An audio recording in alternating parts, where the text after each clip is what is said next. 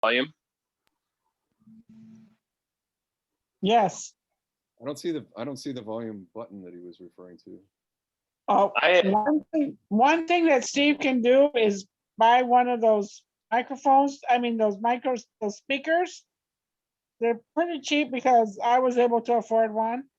It plugs right into your computer or phone, and it increases the volume. Mm-hmm. You mean a microphone, so it increases your No, output? you have to buy an outside speaker. I can hear just fine. But the problem is you guys can't hear me, right? I can hear you fine, Yeah. but you guys can't hear me very well, right? No, they're soft. Okay, let me go get headphones real quick. Let me try that. Just a second. Yeah, it's a good idea.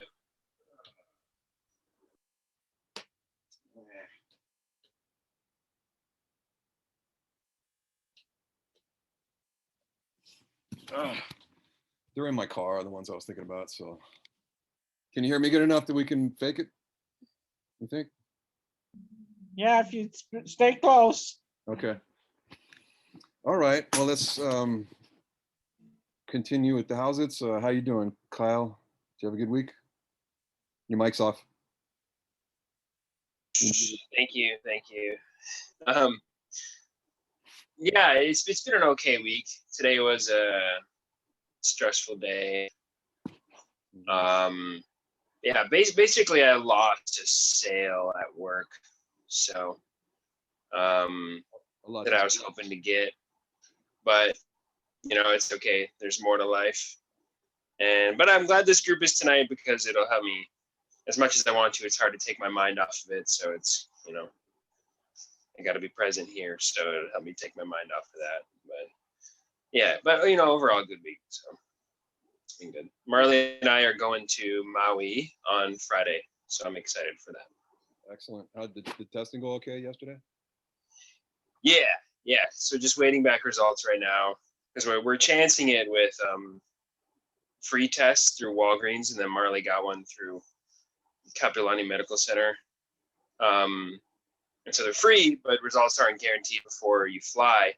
So if we don't get results before tomorrow, by 4:30 when Marley gets off work, we're gonna blitz over to the airport, and they have like where you can pay, it's like $125 to get a test, then you get your results in 6 hours.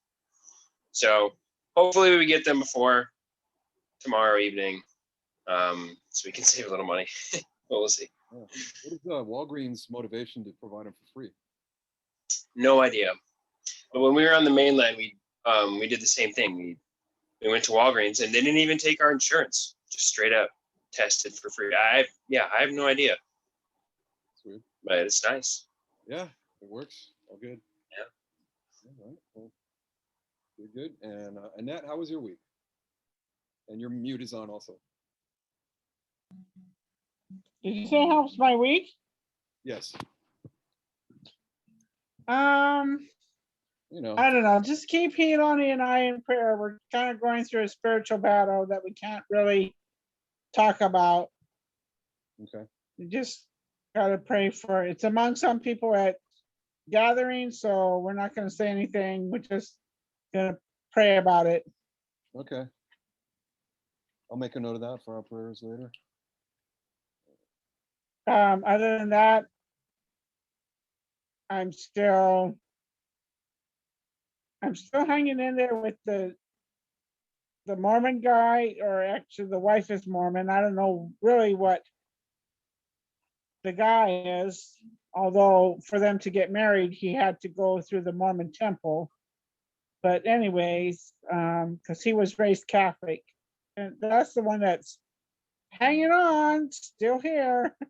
Mm-hmm. I'm praying. I don't know what God's hanging on for, but I finally got a chance to be in the room with him alone, to sing some blood songs over him, or some, praying the blood of Jesus over him, and singing some salvation songs over him. This is what I did with my others that can't really speak or say what they are or where they are spiritually. Hmm. So Glad you're doing that. That's good. same thing that I did, just being in the room. Actually, it was better for me. I kind of like, I'm sorry to say, in some ways it's kind of sad, but I kind of like the hospice situation because I can be alone with the Holy Spirit. And when the Holy Spirit comes down, it just fills my soul, because the Holy Spirit comes in that room and just kind of quiets the room. It's kind of a, I mean, if you think about it, it's kind of a funny situation that it takes a hospice, like they're ready to pass on to the next road, but God still comes, and I still get my time with the Holy Spirit. Excellent. Excellent. That's so good. And because you never know what, like, things in the lyrics of the songs you're singing might bless them, might fertilize them, or plant a seed, or do something good. So just the fact that you're being consistent with these folks and, you know, just pouring this blessing and this good stuff out on them. It reminds me of when, like Near said, Ricky and you know, poured out all kinds of blessing and good stuff on him, you know, and it really left an impression on him. And I think similar things are going on with these folks. So it's really good. Glad to hear you're doing that. All right. So How are you, Steve? oh, I'm doing pretty good. Still a little sore from Sunday. Surf pipeline for the first time in a while. Sunday, got a bunch. I love it. I love that you surf pipeline. I didn't need to. I thought Super Bowl is a good time to catch it uncrowded. It was pretty. Was cool. Excellent thinking.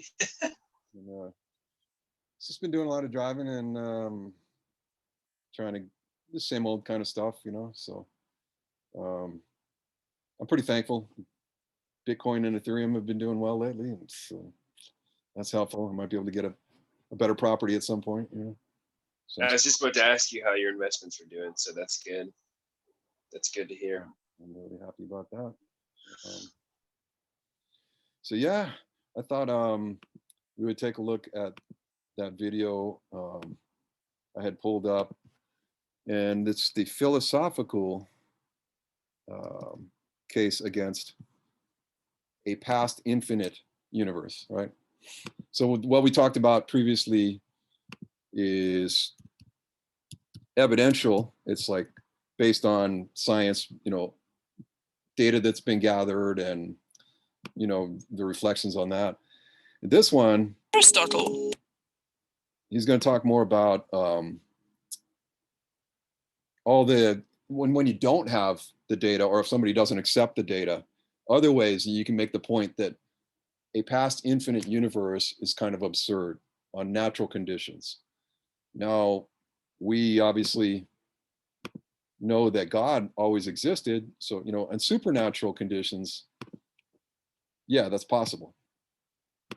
Because God could just, you know, he didn't have the limitations that the natural world has. The natural world has its limitations, right?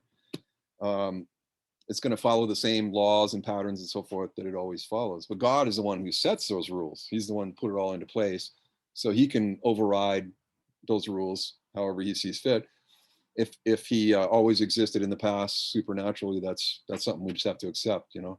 But when it comes to the universe, you know, it's actually quite silly to think that. And this video, I think, explains it pretty well. So you guys ready to do a screen share and watch that clip? Okay, off we go. Just a second.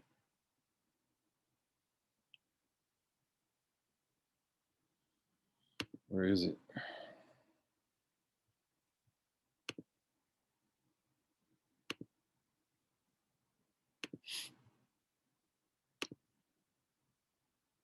Okay. Let me make sure I got the best quality here. Just a second.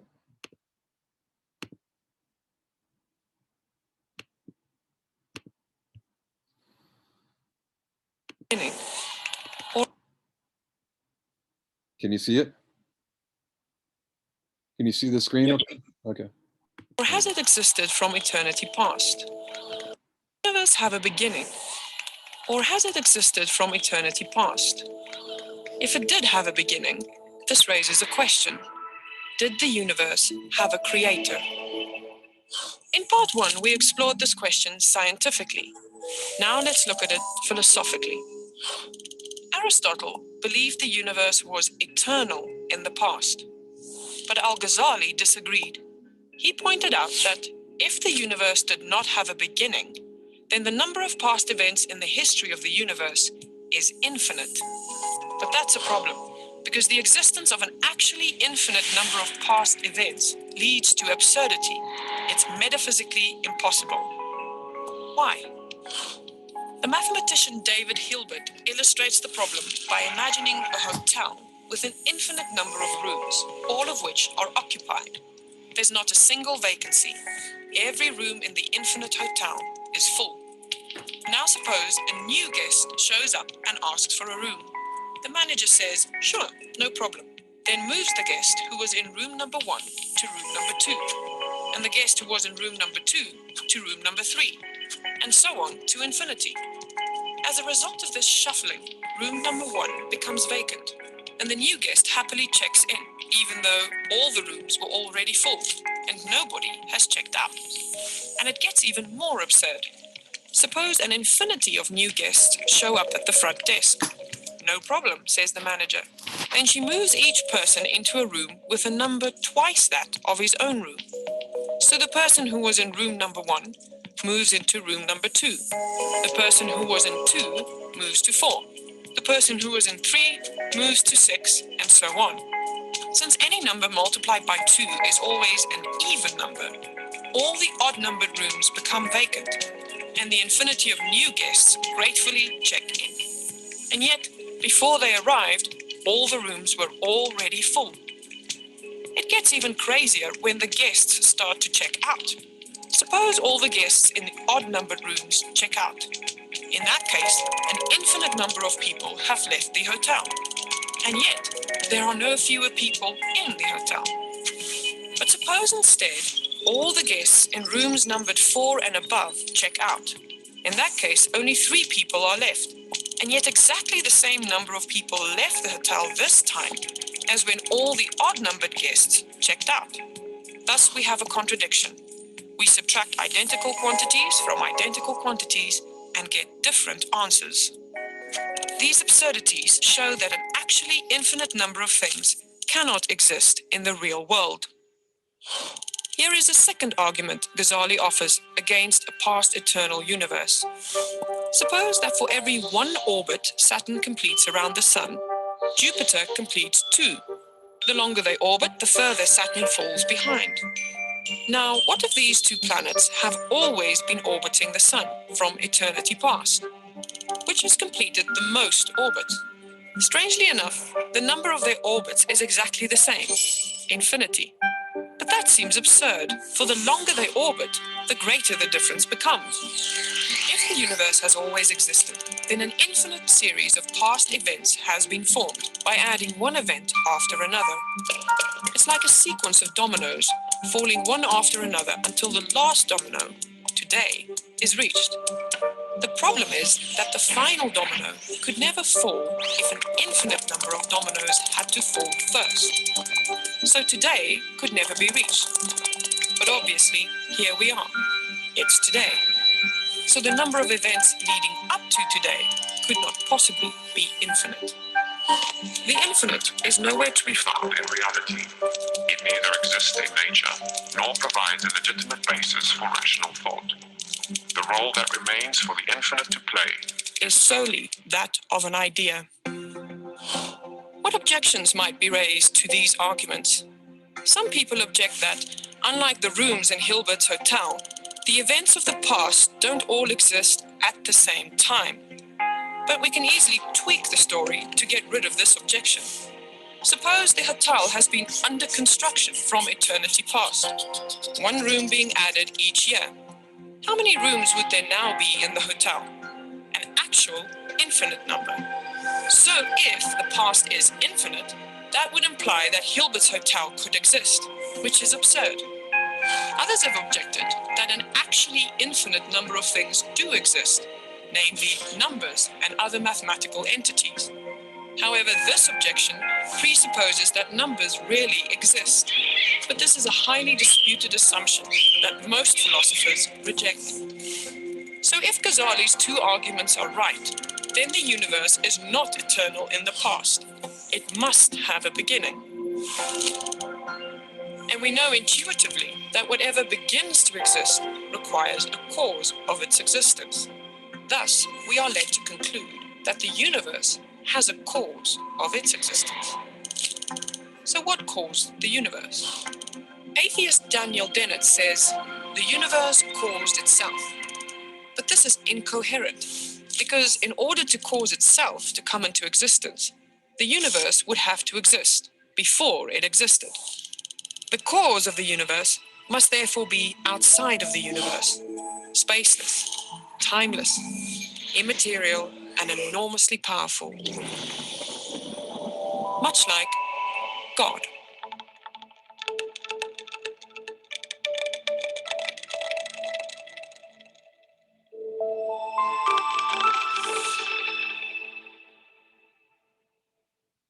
All righty. All righty. Any thoughts on that?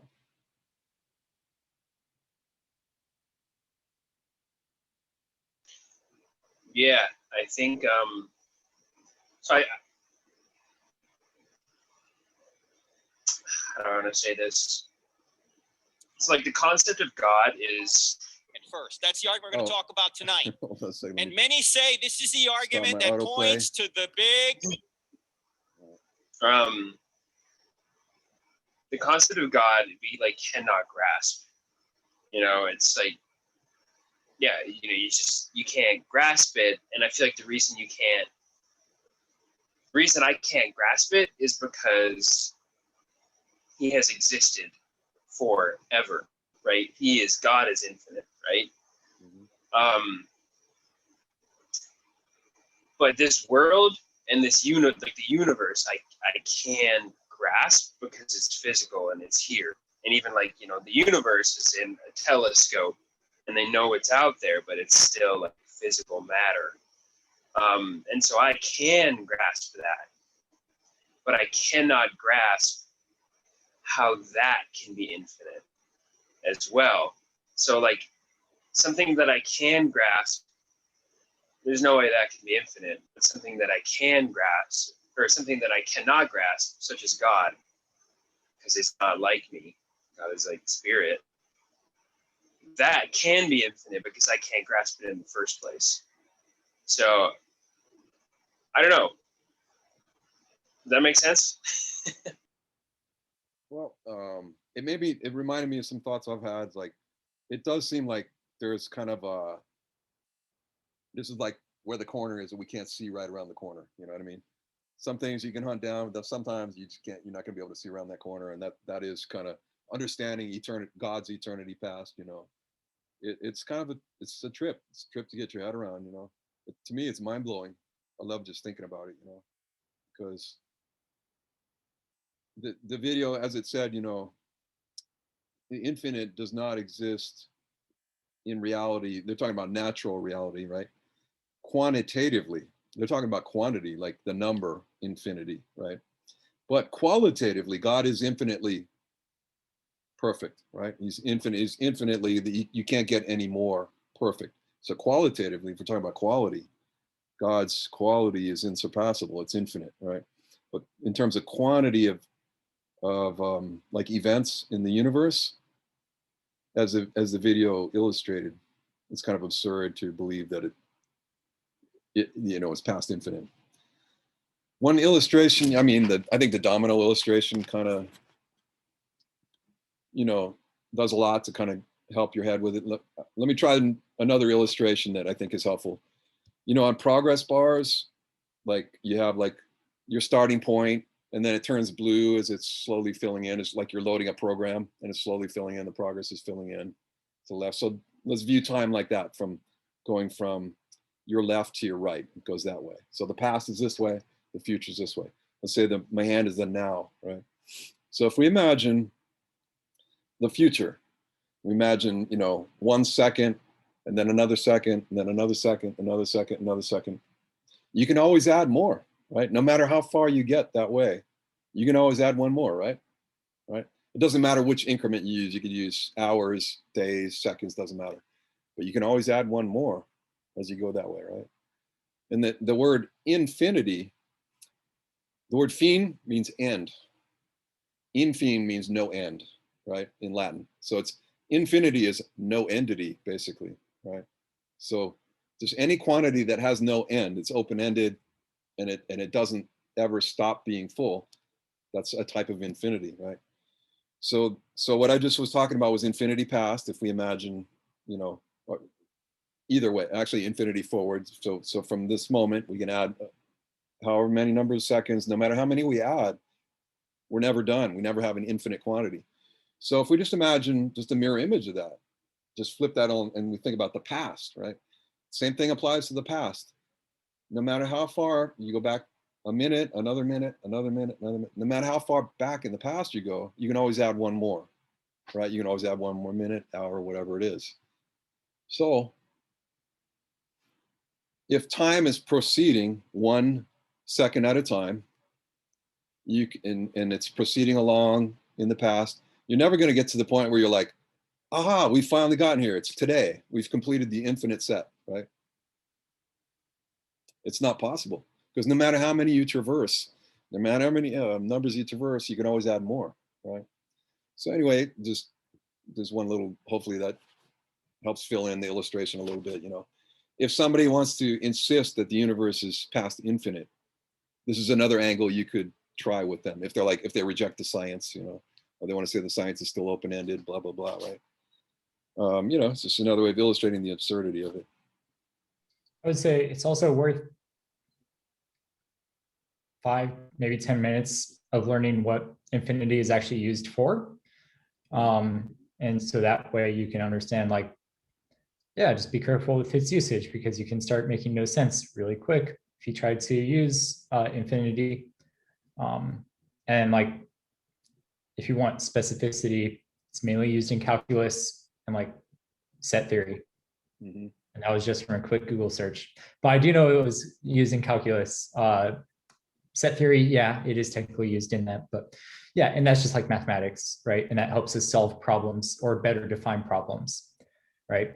And like, it has this use, but I think a lot of people don't necessarily like the whole entire infinity minus infinity. Well, you can't do that. Like, that doesn't make sense, right? That's not why infinity exists for us to use it. Yeah, most people don't realize inverse operations are not allowed with infinity. They don't. That's not allowed to either do subtractions of infinity or divisions of infinity. Right. Because you get these weird results, you know. But so, also, it doesn't mean anything if you add it, right? It's like infinity plus infinity. Well, did you really add anything? There's already endless quantity. It has its use, but its use is not really for like a lot of things. Yeah, I guess. I don't know. That'd probably make even less sense. What is its use then? What do you mean? So in calculus, you can start to think of like defining a problem with an infinite amount of specificity. So like, please understand, I've only taken like a pre-calculus class. Steve, have you done calculus? It's been a long time. Okay, well, correct me if I'm wrong, but like when you're calculating the area underneath a curve or something like that, there are ways to do it with a certain tolerance of accuracy. So like, you could very quickly determine the area of a curve given maybe 5 iterations of a certain math operation or something like that, right? And if you had infinity operations, well, then you would have like the literal answer with perfectness of the area underneath the curve, right? Steve, isn't that like closer to what it is? Yeah, it's used in like illustrative type things like that are never going to manifest in reality. These are all pretty much theoretical, because you can't have an actually infinite number of things in reality, as David Hilbert, the mathematician they referenced in the video, said. you know, if you you could do Zeno's paradox, which means you keep dividing it. So you divide something in half, and then you divide each half in half. You divide each half in half forever, right? You could do that, but you can't do it with equal quantities. You know, like seconds following seconds, or minutes following minutes, or stuff like that. You can never achieve an actually infinite number of things. We used to use this acronym, BSET and AINT, BSET and AINT. BSET stands for a beginningless series of events in time, and AINT stands for an actually infinite number of things. An actually infinite number of things is not possible in reality. And a beginningless series of events in time is an actually infinite number of things. Therefore, it's impossible in reality. I know it's a little geek speak, but it's just the way I used to kind of remember it. Yeah. Yeah. And then in set theory, you'd have like, okay, well, you have a set of things, right? So like if you drew a circle, like a Venn diagram, have you ever done like a Venn diagram? Like, so a Venn diagram could have, it could contain something. And then if you have like a circle that goes around, you know, your little intersection or something like that, that circle could represent maybe infinity if you wanted to say that. And then there's nothing outside that circle. It's just infinity contains everything within inside the circle. So like, right. Like it could include all numbers, like Steve said. It could be an infinite amount of, you know, divisions. So like if you divide 1 by 2 infinitely, like it will get closer and closer to some thing, an infinitely small thing, right? Yeah, it's a lot of theoretical fun, but you know, it would Yeah. you're never going to see it, an infinite number of things collected in reality. Right? Very gee whiz. It's useful for proofs. Like if you want to prove something, right? Like you can very quickly explain how far something will go if you just say infinity, rather than, you know, saying it'll go to this really large number. Like, so yeah, it has its uses, but we shouldn't be befuddled by it or anything. We should kind of have an understanding of how people can use it or abuse it, right? Annette, you have a look on your face like you thought of something you were going to say. Annette, you have a comment or anything? Well, I'm kind of off from where you guys are. I'm just, the bottom line for me is what he was proving is there had to be a beginning, and it had to be God or somebody outside of the universe, right, to create or make this time to start. Right. So if you just take Genesis 1:1, in the beginning was the word, then, you know, you have to just come to the conclusion that there was a beginning. Yep, that's 100% accurate. Yeah. Steve, or these things are just for those folks that reject the Bible. They say the Bible doesn't have any pull with me. So then, if we say Genesis 1:1, they're not going to be convinced. So then we go, well, here's some other stuff we can throw at you. I'm sorry. Go ahead, Kyle. I was going to say, for you or for Norman or Annette or Ilani too, have you guys ever, because like you might be getting to this later in our weeks, but like, so like we can get to this point, right, that infinity is absurd, like the world has been infinite forever, and then it leads to God or something outside of time. Have you ever come across somebody who just was convinced that it wasn't, you know, God that we believe in, but it was something else or some other God that, and they just were convinced and had just the strongest arguments for.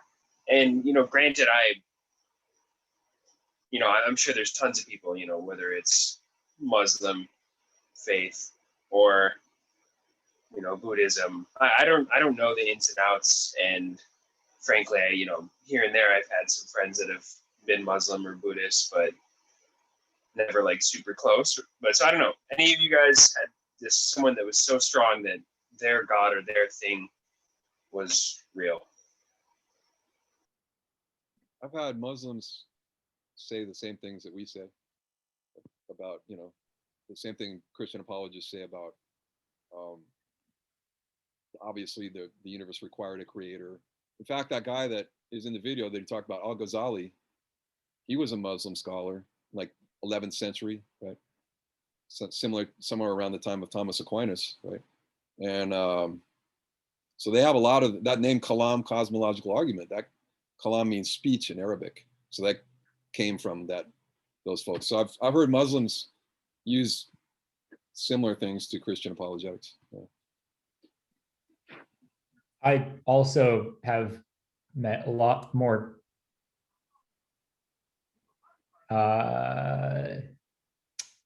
I literally was thinking the word, but I just lost it. The faith in just like agnostic, right? So like people who, and typically those people believe that there's probably something that caused the universe. That makes sense. But like, do we know what it was? Has it really spoken to us? That's the biggest like thing that I experience is, you know, people's doubts in the Bible, and even more so doubt in other religions. You know, and some people, just doubt in religion in general, but mostly agnostic. Yeah, it's just the same for me. And yeah, because I feel like we get to this point where it's like, yeah, there is a God, and then it's like, well, and like I said, Steve, we're probably gonna get to this and stuff, but like, why our God? Why our God? And then I know there is lots of proof, but yeah, and to me, it just, it seems like, or how's this for a question? Have you guys ever met anyone who thought the world has been infinite? And I'm like in person and stuff. Or Steve, have you ever debated anyone that has thought the world was infinite? Yeah, well, I haven't debated anybody that thought that, I don't think. But my first political science professor believed, he was an atheist, he believed that there was an infinite cycle, that everything gets recycled. It was pretty pathetic. He was talking about like, so I wish they didn't I wish they'd cremate it so it'd make the cycle faster. He thought, okay, there's a limited amount of particles in the universe, and given an infinite, he thought there was infinite time and it just keeps reshuffling. So eventually every single particle will be back in place given enough time. And your body will decompose after one life, and you'll go through all this, turn into dust, go down the river, go through the cycle, blah, blah, blah. And eventually it will wind up the same particles in the same arrangement. The same thing will happen again. I was thinking, that's what your hope is based on? That's all the hope you got, bro? That sucks. But he was like deep into it, and that was his belief. Yeah, that's crazy. Shoot, what was I gonna say? I forgot. I'll just say I have debated scientists or people with science knowledge who claim that quantum physics allows for a universe to come out of nothing, but that's totally bogus. I read about that. My book has a full chapter on that. You can never there is times during, like when there's a fluctuating quantum field where it appears, that's one interpretation, it appears that, things like will pop out of existence and on one side and into existence on the other. There's like flashes of things that are mysterious, but there's never a net increase of matter or energy. It's always the same amount of matter or energy. And also, you can't have quantum reactions without a fluctuating quantum field. And when there's no universe, there's no fluctuating quantum field. So that's all grasping for straws. Yeah, just let them know that, Kyle. Just make sure with that fact thing. It'll be. But I was thinking, I think here's what I was gonna say is that, like me too, Norman, I think I have a lot of friends that are agnostic and believe something's out there. But I feel like this concept of how, and just like showing about how like the world cannot be infinite. it almost like increases the, the seriosity. I think it's a word, right? Seriosity. I don't use it very often. That there was a point of existence. So it's like, yeah, sure. There's something out there. We all just kind of like feel that energy, or, but like when you show them, like, hey, this doesn't make sense that the world has been around forever. So clearly something created the world, because it can't be infinite. And I feel like that could kind of like wake somebody up, and they'd be like, oh, like, even though that's kind of what they already think, there's something out there, but now they'd be like, there's something out there. They created all this. So I don't know. I guess that's just what I feel from like watching the video and stuff like that. I mean, it really hits it home, I think. So yeah, it begs for an explanation to the agnostic. I would think it begs for an explanation. that's a good way to put it. It begs for an explanation. What do you think, Ilani? Do you have any thoughts? As we go through this, I just remembered when I was helping out at KBC's daycare, and we were going through Genesis and stuff and how the world got created.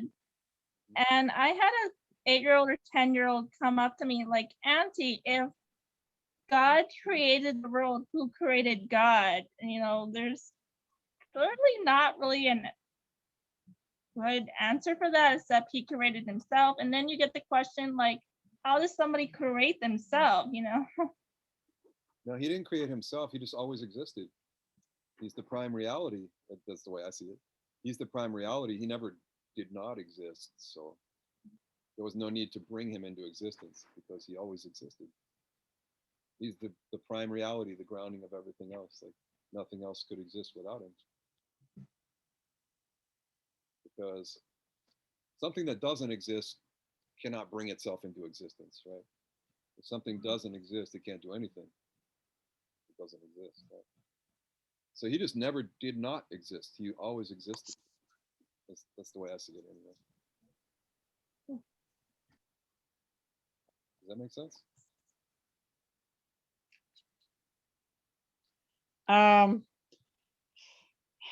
The people that I've met, whether they're Mormons or even the Buddhists, have never really, they don't deny that there's a God.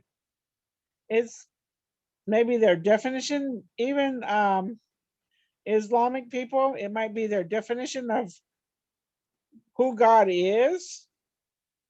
But what they deny is Jesus Christ, that Jesus was not there at the beginning.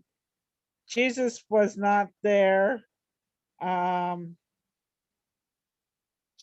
the beginning, He's like, he's just a prophet, and he just came to earth and died. And the Buddhists that I've dealt with is like, Jesus is the Western's view of Buddha, right? So that's their philosophy and where they're coming from. I've really never had conversation with any particular. The closest I got was Ricardo's sister was agnostic, and playing with that. And anyways, she didn't deny that there was not a God. And so I've never really had to deal with a true atheist. So I wouldn't know until I come across that situation what I would do or say.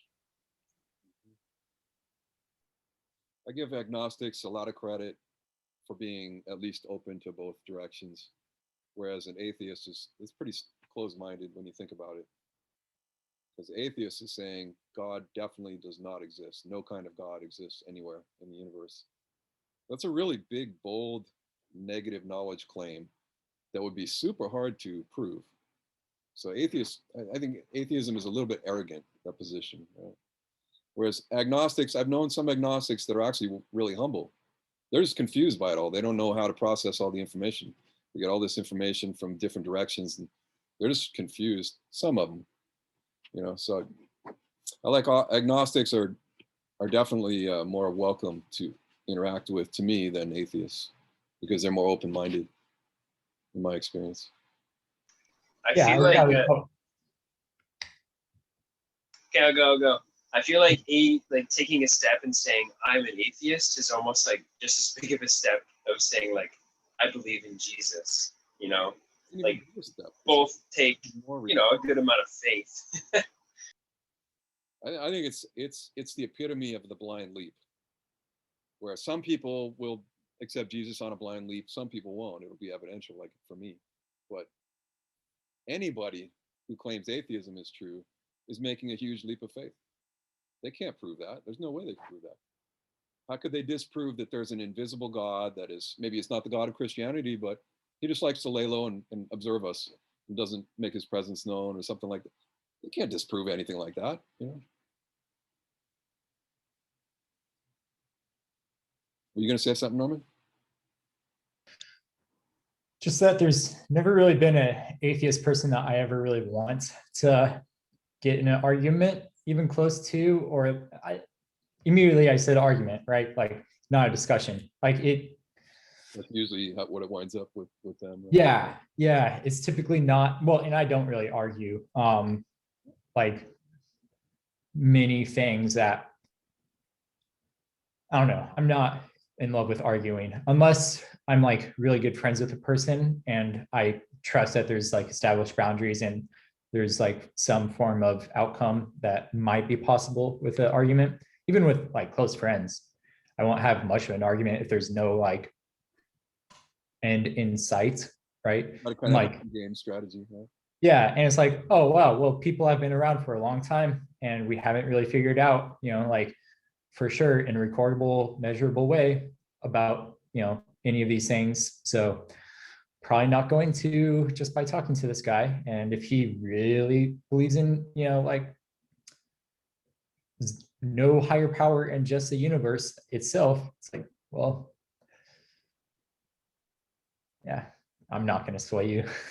Like, I mean, if you haven't already considered the arguments, like if I will bring up like some of these baseline arguments, right? Because you can like 1 to 3 minute these arguments, like it's quick and easy, right? Mm-hmm. And if he doesn't, or if they don't get swayed over by that, it's like, well, yeah. Mm-hmm. Yeah, you can kind of get a sense of it kind of in the first few minutes of which way it's going to tend to go, right? And if you get that tension, like this person just loves the sound of their own voice and loves to make trouble and say provocative things, yeah, it's probably good to move away from that one, you know? The only time I engage with somebody like that is if there's an audience and I know the audience is going to get enlightened by the conversation. Then I'll go at it. I have no hope for the main person I'm going at it with, but I've had this happen at UH a few times. The people around me were like, that was kick butt, you know, because I was using facts and logic and reason, and the other person was using emotion and personal attacks and all this BS, you know. And it was very obvious to the people that were watching who had the facts and stuff lined up and who was just using cheap attacks, you know. So that to me was I had no expectation of the main person changing, but it was still a success because people got to see who the evidence lined up, right? They had to see the reasonable approach. So I just see it as like, look at the net. What is the net? So I've had a bunch of Facebook interactions that went thousands of posts. They were basically debates, you know, and I knew that the main person I was debating with, hell's going to freeze over before that person opens their mind. They're totally hopeless, right? But there was dozens of people that were like, yeah, you know, liking the compliments, liking the comments and making positive input and stuff. So it was very positive on net. The net effect was good. Right? So those are the times when you might want to just be open to the possibility. We should never be the ones getting emotional or waging the ad hominem attacks or anything cheap like that. We should always be very calm and with gentleness and respect, as 1 Peter 3:15 says, and just lay out the reasonable sequence of, like the video puts out, just very common sense, reasonable sequence of premises and a conclusion. Right? So I think something that I would like to learn more about is like, okay, so you have an agnostic person. Mhm. If you had 5 minutes in an elevator, for some reason it was 5 minutes long, to talk to him and try to at least get him to go to a church, but he's skeptical on the idea of like God. And for some reason he wants some facts or claims or, you know, apologetics. I think I want to learn more about that type of stuff. And I can learn it on my own. However, the ocean's pretty deep with resources. That's smart. I like that. And, you know, it's good. You could have too much information and have really powerful stuff, but trying to cram it into a 5-minute conversation might be a mistake, right? So it's good to pick how we're going to approach it based on the time frame that's available. I would approach it on a 5-minute conversation. That'd be totally different from what I would do with like an hour debate with somebody. Right? Because an hour. Yeah, I'm not getting in an hour debate. It's not my ring. Just gotta seek out those 5-minute elevator conversations. Mm-hmm. Going to the 100th floor? Same here. A lot of the elevators in our building seem that they would take that long. Anyway, they would give you 5 minutes because they're slow and dysfunctional. But basically, what did I say? Oh, yeah. So Norman, would you want me to try to spout something that I would do in 5 minutes, or do you, like, was that what you were going for? You want to just kind of like we kind of work on that over time? Everybody we kind of work on that, what we would do over time. Okay, cool. Yeah, not immediate, more like that is something that I'm itching for. I don't know about the rest of the room. Yeah, by all means, for sure. Yeah. I feel like Makes sense to me. I feel like that's the time period that I get with a lot of people. And even if they're like people I know, like my friends, like that's the initial conversation. It's rare that it'll get longer than that. So Mm-hmm. Yeah, I use elevator very loosely. Like in reality, it's a car ride Mm-hmm. in between songs or something like that, right? Like, Right. That's actually what's been happening for me in the Uber and the Lyft stuff. You know, I was like, if I can get anything to get them to get started, for them to initiate it, then I'm home free. You know, I know that Uber and Lyft's not going to complain, right? So I have, you know, a couple things posted in my car, and sometimes I'll run the debate, God debate or whatever, anything to try to get them to start up. And then it usually winds up being like, you know, a 10-minute conversation, 5-10-minute conversation, which is just very similar to an elevator speech.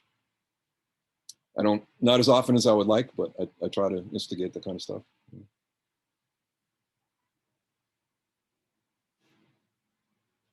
do you have any good resources off the top of your head that you would go to, or like? My book and Dr. Craig's book On Guard is really good. It's like the entry-level basic version of William Lane Craig stuff. And it has a workbook that accompanies it, so you can kind of look at it from different angles and make sure you fully get your head around it. You know, it's really pretty good material. On Guard.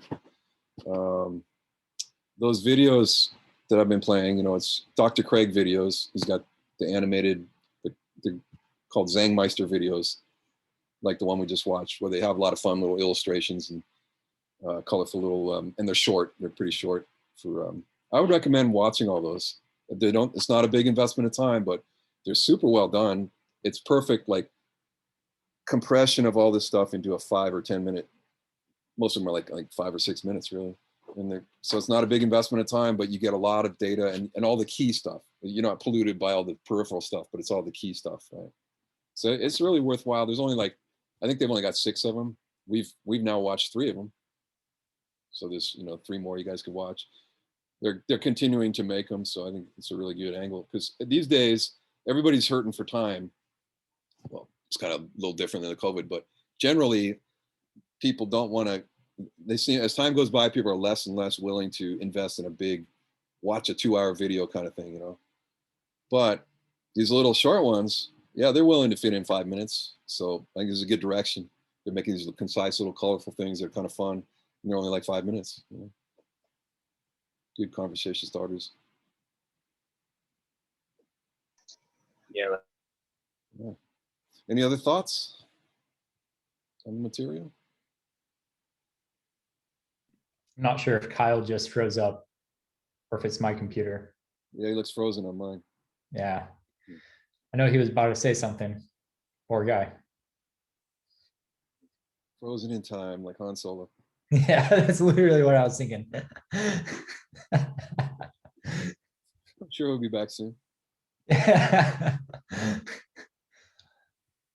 What do you think, Lonnie? Any thoughts? Oh, your mute is on. There you go. Have you guys seen God's Not Dead? How the boy like tries to convince the atheist, his whatever you want to call it. Yeah, Russell? I would like suggest that like if you're trying to get an atheist back to Christ, find out why they became an atheist, just like God's Not Dead. That's true. That's a good point. If they have a particular grievance that can be Like addressed. in that one, you know, anybody could fall away from God if their closest family member dies from cancer and, you know, God didn't heal that person, whatever. That's true. That's a good point. It is good to try to find out why they had a problem with God, and if they are a former believer, and why they branched away from him. And often it is the problem of pain, the problem of evil, as you mentioned. Yeah. That's a good point. Kyle, were you going to say something? You disappeared for a minute and then you came back. And your mute's on. Your mute is on. No, I'm good. But I do want to say, Lonnie, that's a really good point. You know, listen to understand, right? Granted, a 5-minute conversation is kind of short. So it depends. But yeah, you know, because we could be saying one thing that they are like already know, maybe, and maybe it was another thing that, you know, caused them a lot of hurt and pain or something like that. So I think it's good. And if you can get that 5-minute conversation and they keep a decent attitude, then maybe you can make a follow-up appointment, you know. So let's have coffee sometime or whatever. Talk about this some more. Try to make it a follow-up. Right? It's kind of like sales a little bit. Yeah, and the crazy thing is like, it's like, yeah, I want to follow up with said person after a 5-minute conversation because it's a serious thing, right? Like, if I truly believe that God is real, like, that everybody knows him is a really serious thing, you know? So, because people are going to either spend eternity with God or, you know, or apart from God. So, it's a serious thing. Absolutely. Good thoughts.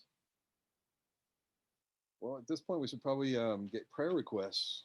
I have Lonnie and Annette's thing that we're not going to go into too many details about, but I'll just reference that. And what about the testing? Is Annette still facing having to do the test for her job? I don't know. Okay. Well, I'll throw that into the prayers. Do you have any other requests, Lonnie? No. Family? Okay. All right. How about you, Norman? Any prayer requests? That my nerves would just settle down. That'd be nice. It's like living with constant butterflies, and it's not fun. I know the feeling. I hear you. We'll definitely pray for that. Yeah. How about you, Kyle? Oh, Kyle? Wait, what did you say, Norman? That your what would settle down? Nerves, you know, like anxiety. I don't know. Yeah, no, I got you. Okay. I would say for me, just a quick prayer that I would stop thinking about work for these next 3 hours of my night. And then also that our COVID tests would come back negative before we go to Maui. Okay. All right. Anything else? Last call on the prayer requests. 5, 4, 3, 2, 1. All right, we'll go into it. Father God, please bless these things. Please let Annette's job situation just go the direction you want it to go. Like if it's like meant to be, if it's your will for her to stay there, for her to stay. If it's your will for her to move on, please give her direction on that and peace in her heart about that. And please bless the thing that Ilani and her are going through, whatever it is. Just bless it with your will and your good stuff. Please bless Norman's nerves. Please let his t-shirt come to fruition and he just feels good. And he is at peace and can settle down. I know that feeling that you're sometimes when there's things coming at you right and left and you're constantly on full blast and that adrenaline is constantly going and it's just like, it gets old and it's hard to calm down and sleep and be reasonable. So just I ask you just inject your love, joy, peace, patience, kindness, goodness, faithfulness, gentleness, and self-control into Norman and to all of us, so that we can, live your will out for us better.